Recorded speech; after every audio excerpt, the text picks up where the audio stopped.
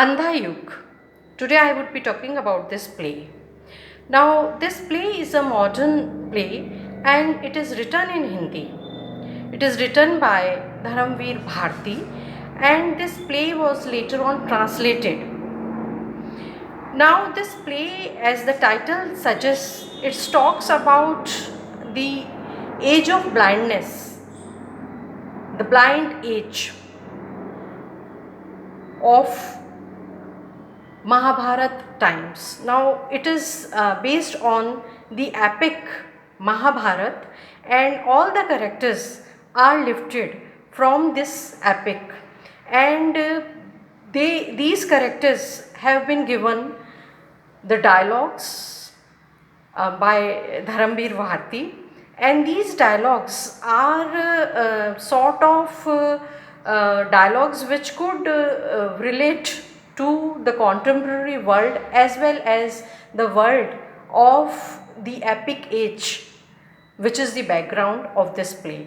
Now, this play was written in 1950s and it was written post partition of India.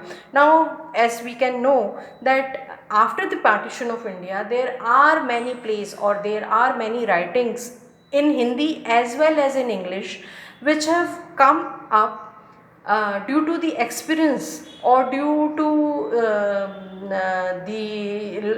the struggle or due to lot of moral and ethical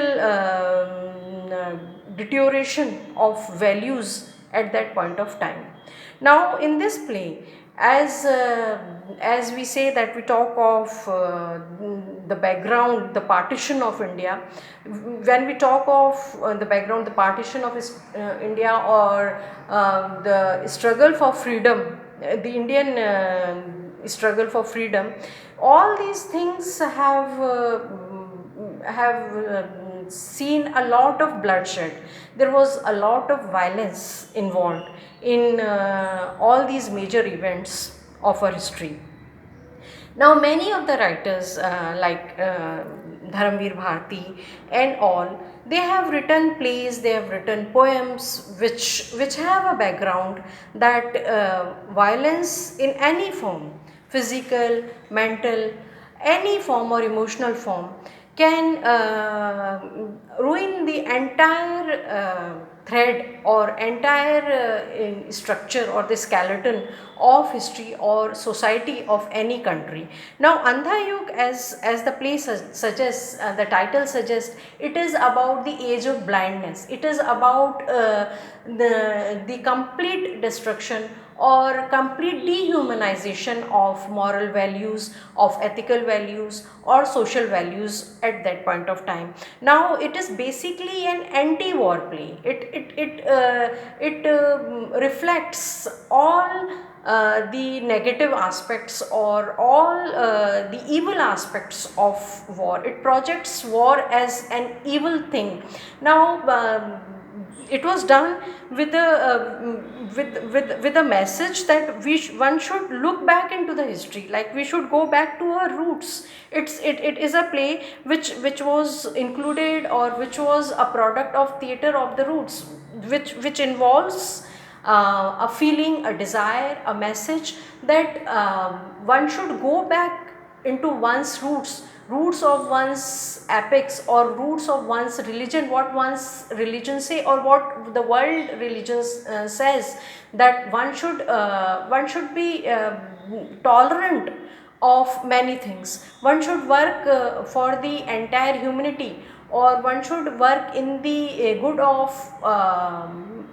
good of the society, or one should see things into larger perspectives. But this play particularly would tell you that people or the characters in the play or the major characters in the play, like Duryodhan or Dhritarashtra, they are epitome of blindness. They themselves are so blind that they have made the entire age blind. with themselves. They are very selfish people, and their ambitions have driven them mad. They want everything to be fulfilled according to their desire, and they are blind when their desires are concerned. And they have dehumanized the complete society. They have dehumanized all other characters which are closely or positively associated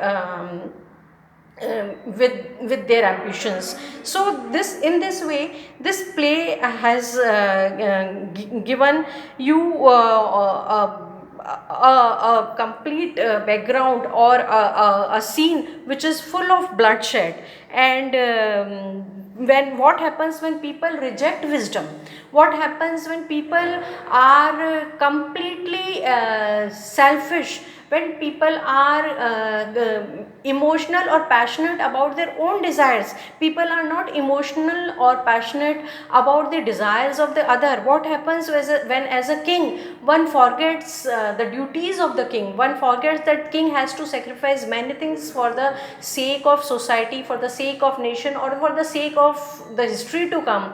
What happens when Dhritarashtra could not think of the entire Kaurav dynasty, when Duryodhan cannot think of what would happen to Kauravas and Pandavas, and what would happen to Hastinapur as a whole. They could think only about themselves. And what happens when there is a chain, when there is a cycle of greed, when Kauravas would go to extreme to fulfill their greed, or to fulfill their desire, what would happen ultimately to the other people who are also associated with Hastinapur in some way or the other, or whose basic necessities or whose basic demands are not fulfilled, or there is a complete outrage of morality, there is a complete outrage of a thought for others' rights, and there is a complete outrage